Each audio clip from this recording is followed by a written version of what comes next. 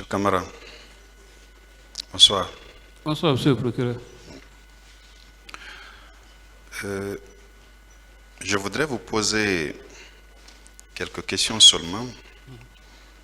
La première que j'ai envie de vous poser, c'est votre nomination est intervenue quand? Parce que vous avez dit que vous étiez chargé de communication auprès de M. Moussa Dadis Camara, alors président de la transition, et du ministre de la Défense nationale, M. Général Sekouba Konaté. Votre nomination est intervenue quand?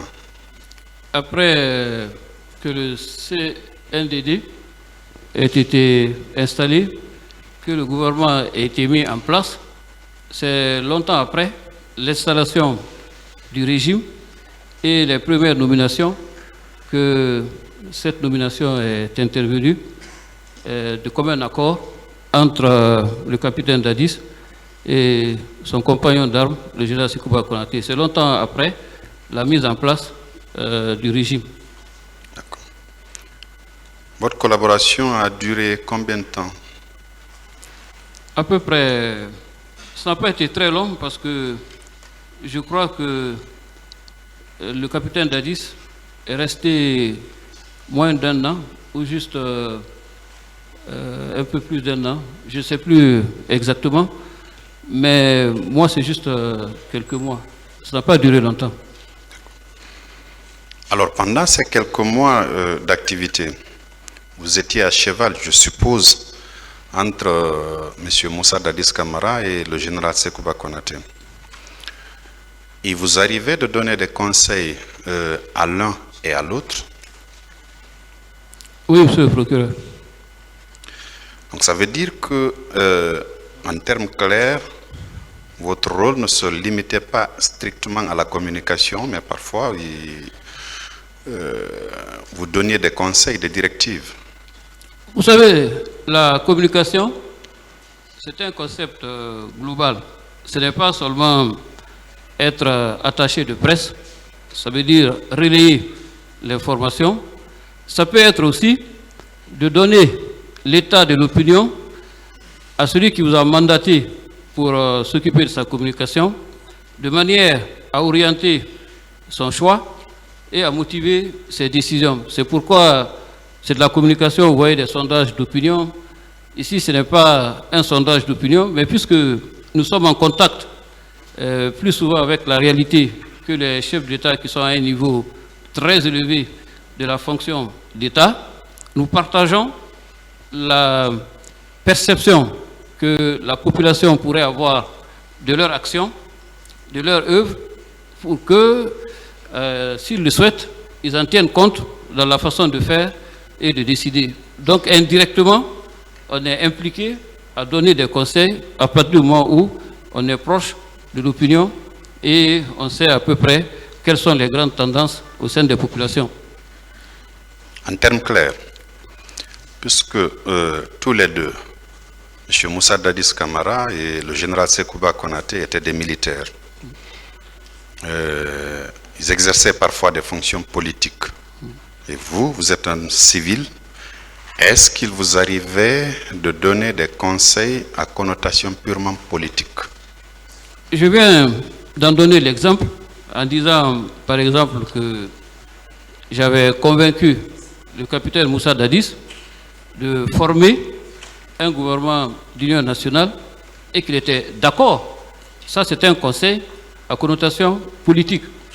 Et justement parce que je donnais des conseils chaque fois que j'en avais l'occasion, où il me le permettait, c'est pour cette raison que le général Sekouba Konaté, que je ne connaissais pas avant la mise en place du CNDD, lorsqu'il lui a été donné de conduire la seconde phase de la transition, ayant pris le temps de me connaître et de discuter avec moi, m'a fait confiance pour faire de moi son homme de confiance dans la deuxième phase de la transition. C'est le résultat des conseils que je donnais. Parlant des événements du 28 septembre, des douloureux événements du 28 septembre 2009, vous avez assisté à l'échange entre M. Moussa Dadis Camara et le président de l'UFR, M. Sidia Touré,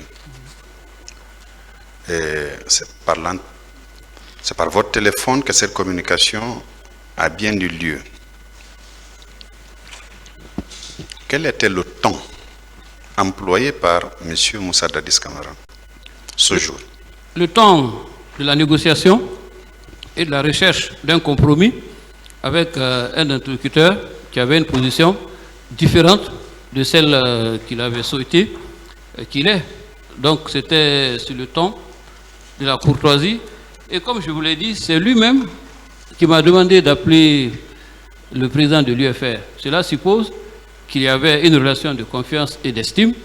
Et donc, si tel est le cas, on peut l'imaginer, on ne peut pas commencer la discussion avec un interlocuteur privilégié avec lequel on a des relations de courtoisie et de confiance sur un ton combinatoire.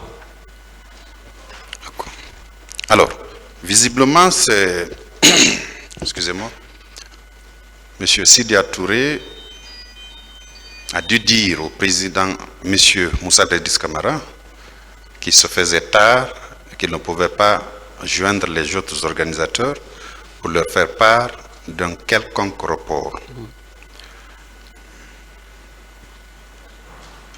Après, est-ce que M. Moussa Dadis Camara n'a pas eu un langage colérique pour dire à M. Touré qu'au cas où la manifestation aurait lieu, qu'il engageait son anti-responsabilité ou les organisateurs engageraient leur anti-responsabilité. Est-ce que vous n'avez pas entendu le président, M. Moussa Dadis Camara, dire ça? Vous savez, monsieur le procureur, on n'a pas été, je le réitère encore, au bout de la discussion. C'est s'il y avait une conclusion à la discussion qui ne satisfaisait pas le capitaine, qu'il aurait pu avoir une réaction ou une autre. Mais j'ai appelé une première fois. La ligne s'est coupée. J'ai rappelé une seconde fois. La ligne s'est coupée. Et après, quand on voit un téléphone qui est éteint, on le sait tout de suite. Par la suite, le téléphone était éteint. Justement, ma conclusion aujourd'hui avec le recul et le temps, c'est que le président de l'UFR ne voulait certainement pas dire non au président Dadis, embarrassé de lui donner une telle réponse. Donc il a décidé de faire le vide. Et à partir de là, aucune réaction ne pourrait suivre du moment que on n'a pas su quelle était sa position définitive, même si dans la discussion, il a exprimé un point de vue. Quand M. Moussa Dadis Camara vous a envoyé vous chercher, il a envoyé M. Issa Camara, vous avez dit, vous cherchez. Quand vous êtes venu au camp Alpha Diallo, y a-t-il eu des chefs militaires qui vous ont trouvé là pour lui faire le point des événements du 28 septembre? Je veux parler de M. Moussa Djebro Camara, je veux parler de M. Claude Pivi ou du ministre de la Santé d'alors, M. Abdoulaye Chérif Diaby. Aucun d'eux ne vous a trouvé là pour faire le point de la situation de ce qu'ils ont entendu dire ou de ce qu'ils ont vécu pour les uns au stade du 28 septembre?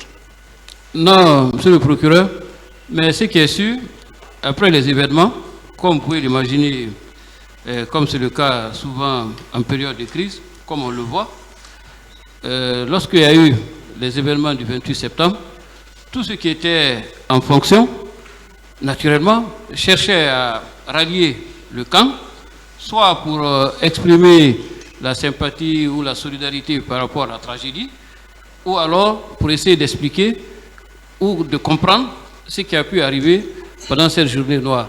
C'est tout à fait normal, même si je n'ai pas vu quelqu'un en particulier, que lorsqu'il y a une crise, que tout le monde converge vers le siège du pouvoir et le chef-lieu de décision, si on peut dire comme ça, pour savoir quelle est la situation qui prévaut. Pendant le peu de temps que vous y avez fait, vous n'avez vu personne de ces trois-là? Non, je ne suis pas resté longtemps, monsieur le procureur. D'accord. Alors, Je reviens sur l'échange entre M. Moussa Dadis Camara et M. Sidya Touré. M. Moussa Chebro Camara était bien dans la pièce où M. Moussa Dadis Camara parlait au téléphone avec M. Sidya Touré. Vous n'aviez pas vu M. Chebro Vous savez, dans la pièce où on vous a demandé, M. Camara vous a demandé d'appeler le président de l'UFR et que vous vous êtes exécuté. Une première fois, la communication a été interrompue. Vous avez dû rappeler. Une seconde fois, le numéro était éteint selon vous. Monsieur Moussa Chebro Camara n'était-il pas à côté? vous savez, je vais revenir sur la scène. Lorsque je suis arrivé... Bon, vous n'avez pas besoin de revenir, vous pouvez répondre par oui ou par non. Non, je ne l'ai pas vu. En fait, je voulais lui expliquer dans quelle posture... Vous l'avez expliqué plusieurs Voilà. fois. D'accord. Je termine par votre démission qui est intervenue le 2 novembre 2009. Je voulais savoir si c'était un acte de désapprobation par rapport à tout ce qui s'est fait ou c'était pour la conscience et la mémoire collective de la République que vous avez rendu votre démission pour dire que vous ne vous associez pas à toute cette tragédie qui a eu lieu au stade du 28 septembre, le même 28 septembre. Deuxièmement, et que vous étiez impuissant de donner une quelconque réponse à ce qui était arrivé. Et donc, pour vous, la meilleure façon était de rendre le tablier pour ne pas qu'on vous associe à tout cela. Merci, monsieur le procureur. Je vais expliquer exactement les raisons de ma démission dans les termes que vous venez d'évoquer. Je pourrais vous en donner une copie. Merci, Monsieur le Président. Merci, Messieurs les assesseurs. Le parquet en a fini. Voilà, avant que le tribunal donne la parole au ministère public pour des questions, j'ai vu plusieurs doigts s'élever du côté de la défense pour rappeler au tribunal que certainement c'était le tour de la défense. Je pense que les dispositions de l'article 425 du Code de procédure pénale règlent cela. Donc la défense a la parole pour ces questions. Merci, Monsieur le Président.